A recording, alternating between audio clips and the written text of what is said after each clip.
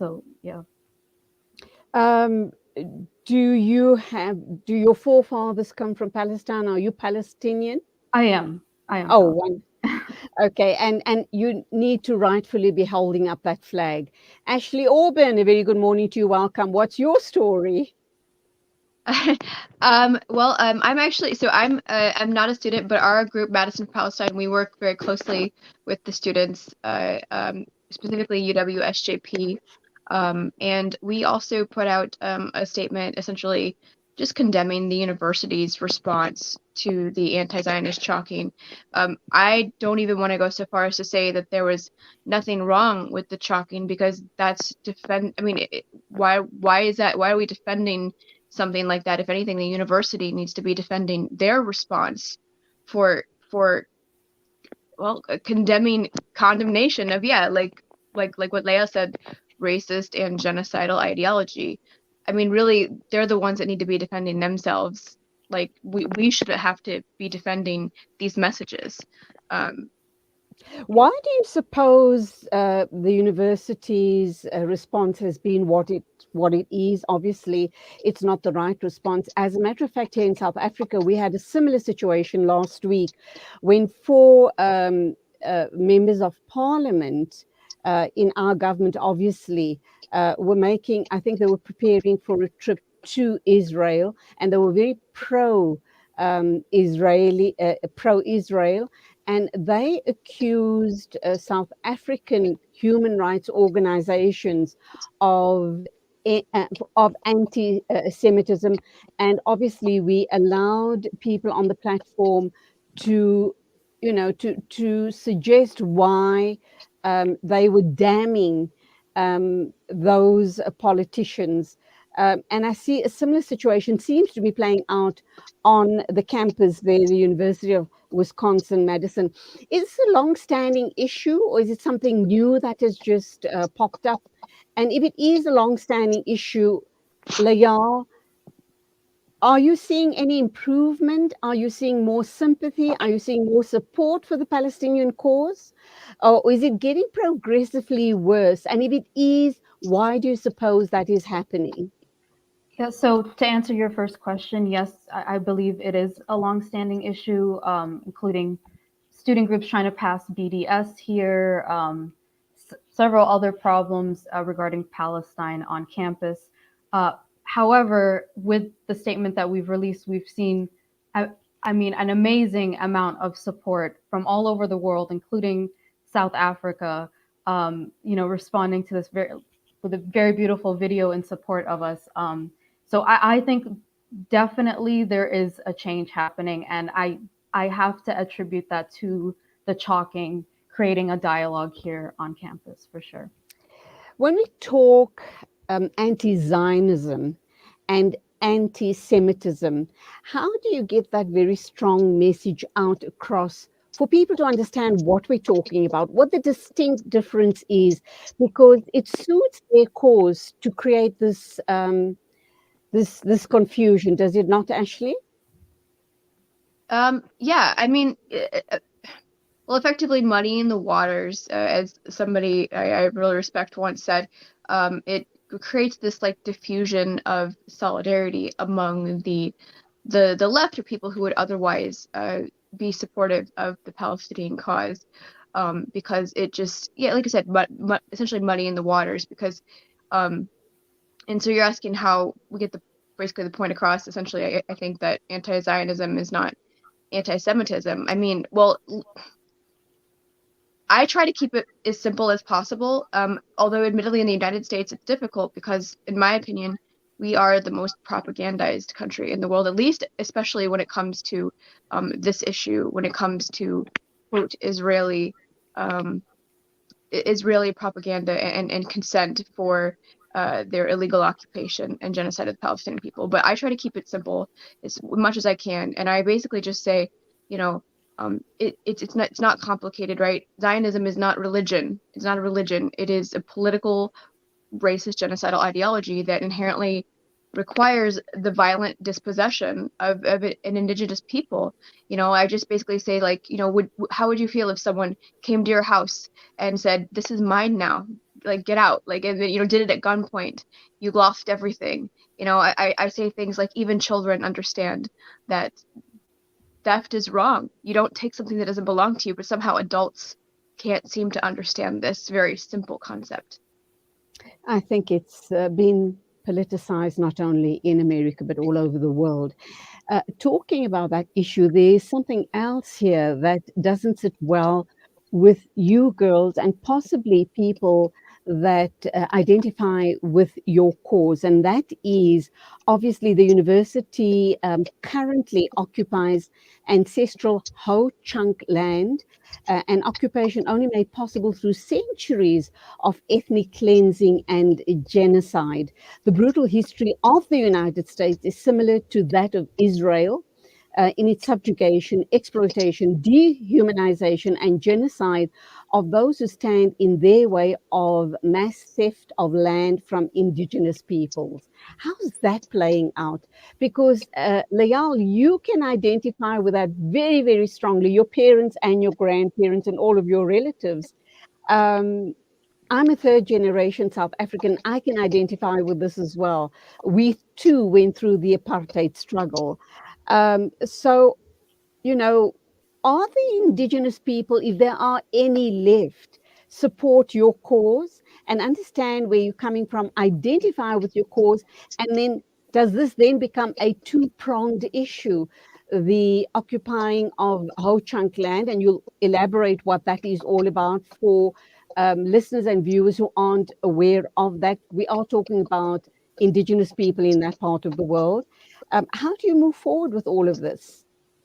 Yeah, so indigenous people here have actually been the most vocal, I think, supporters of us. I actually have been harassed for supporting us, but our struggles are interlinked, really, like very interconnected. So to clarify about this is, as you said, this is Ho Chunk land. So it belongs to them. It does not belong to university administrators, and they've made that clear. They've actually gone on to and done days just to raise the Ho Chunk flag here on campus. So it's very hypocritical of them to recognize that, but then also support the occupation that's ongoing in Palestine, and kind of speaks to where they stand in terms of Palestine and where they really stand with indigenous people here in the United States, or as we like to call it, Turtle Island. Okay, great. Let me come to you, Ashley, and I'm sure you're aware of this situation as well. The Ho Chunk land, the occupation of Ho Chunk land, possibly the dispossession of the indigenous people there. And I know that we started out talking about Zionism, but I think this is an important issue to bring into the discussion as well. Have those indigenous people that were dispossessed of their rightful ancestral land ever been compensated? Where are they now? They seem to be dwindling in numbers. When you look at the history of Native Americans, Red Indians, call them what you will, they don't seem to be you don't seem to see them around. Have they kind of intermarried all that much with other Americans that the nation, the indigenous people, have diluted, their or their ongoing generation, so to speak? Well, sorry, there's a lot of kind of questions there. So, the thing about the U.S. is that, well, they call it, in my opinion, sort of hypocritically, the melting pot, right? And yeah. I think that is in part a way to whitewash the various, the diversity here, right? Like, I think the idea is to assimilate all these different groups. So eventually they kind of get washed out. And especially with groups where the Western imperialism and colonialism has been guilty of wiping out a people of their culture, of their land, of themselves, right? Of genocide. Yeah. So I'm sorry, I missed the other part of your question. Have these people been compensated? Yeah. Okay. They've been dispossessed from their lands, and is that the answer? Is compensation the answer? It's really about. I mean, land is so important to people. ancestral land for that matter. And I'm even wondering if compensation would ever equate to getting back your land. Yeah. Do you want to respond to that, Layal? Sure. I would say as a Palestinian, we do not. Most Palestinians do not support a two-state solution. The way that we view it is, it's all Palestine. It was all stolen from Palestinians, and it all must be returned to Palestinians. And I would say indigenous people here in the U.S. or Turtle Island would echo probably the same sentiment. Because as Ashley said earlier, it's theft. When you steal something, the right thing to do is to return it.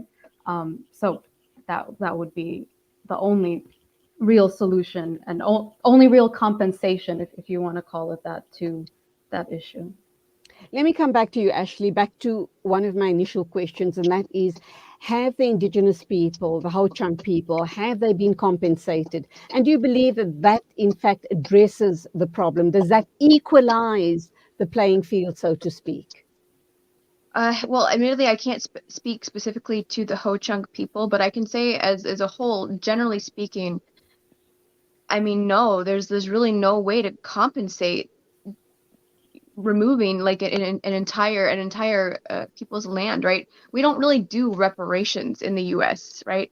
Whether it's for American descendants of slaves or from various African countries, or whether it's for the indigenous people here.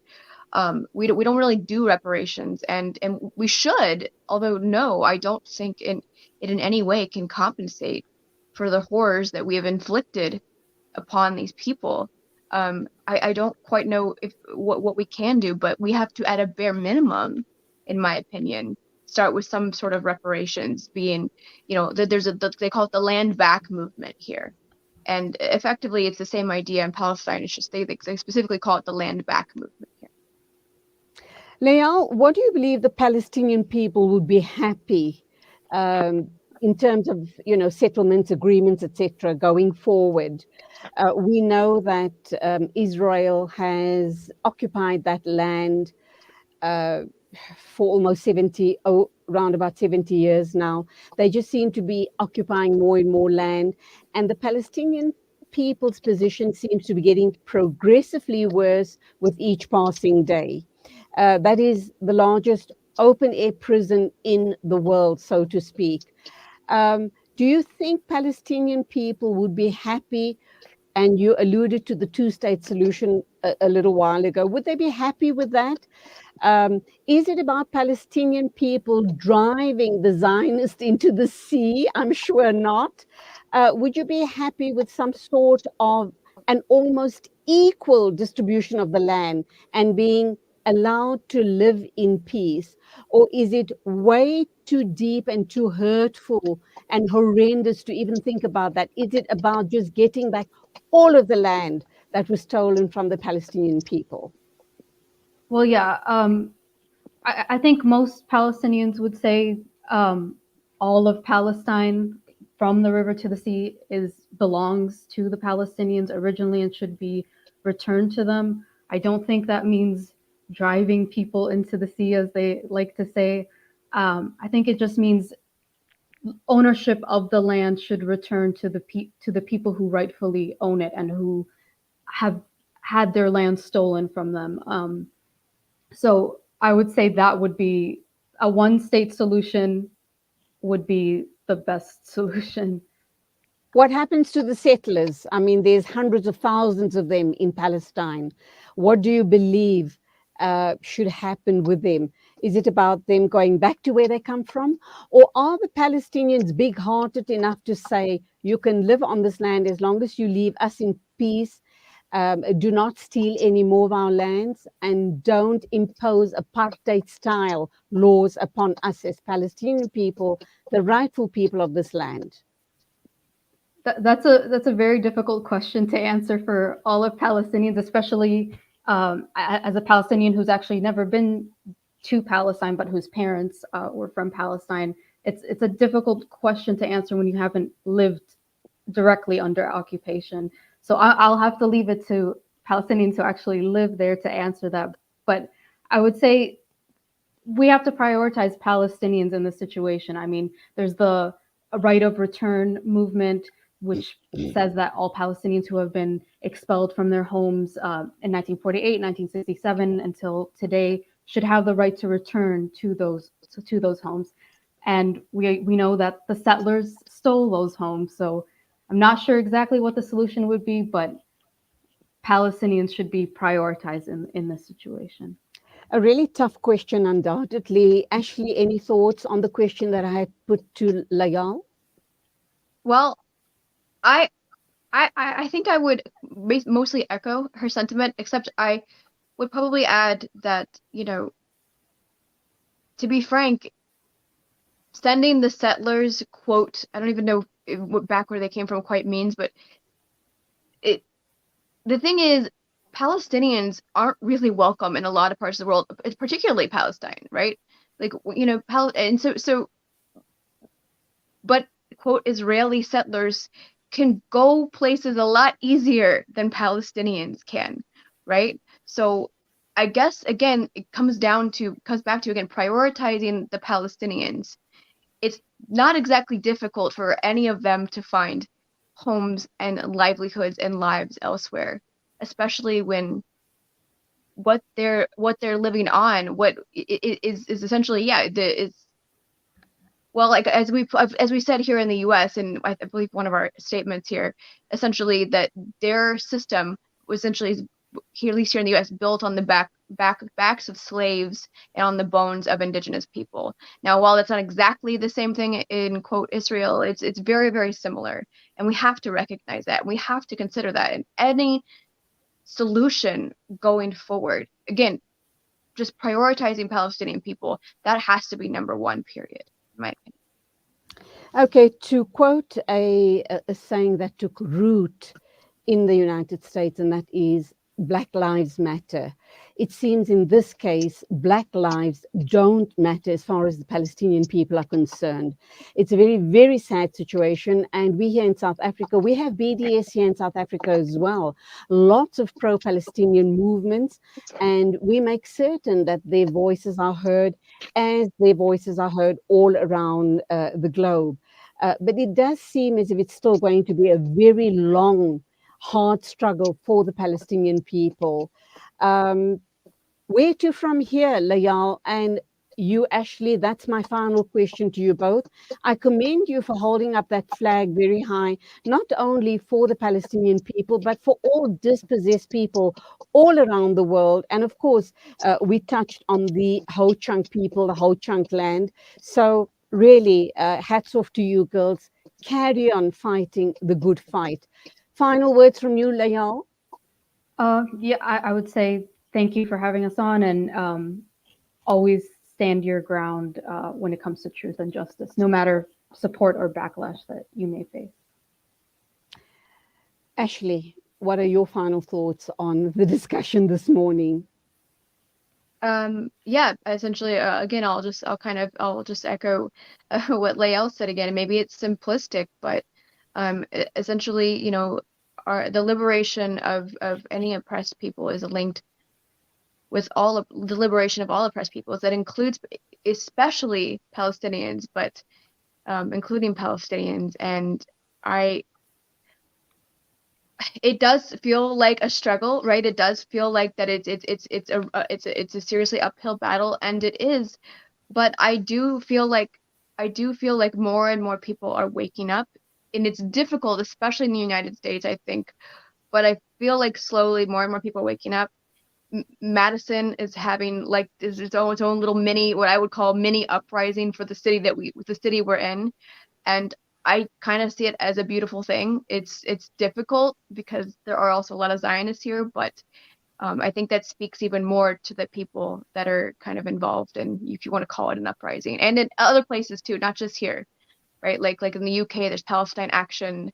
I could go on for a while, but those are my thoughts. Thank you so much. Layal and Ashley, keep strong, you girls. We need your voices to be heard. Yours and 100,000 or millions more voices like yours to be heard, and for change to happen and to start happening sooner rather than later. God bless to both of you. Thank you indeed. Hope to talk to you again sometime soon. You can now go back to bed, girls. Okay. Yep, that was Students for Justice in Palestine at the University of Wisconsin-Madison regarding the issue of, once again, Zionists there suggesting that any statements made by pro-Palestinian lobby groups are anti-Semitic, and we did cover this issue last week. So this is the tactic Zionists are using. Let us be on guard and let us respond appropriately, inshallah. The time is exactly 8:48 a.m. Standing by to talk to me is Hassanain from Awqaf. We'll be talking with him in a minute. Let's first go for an ad break.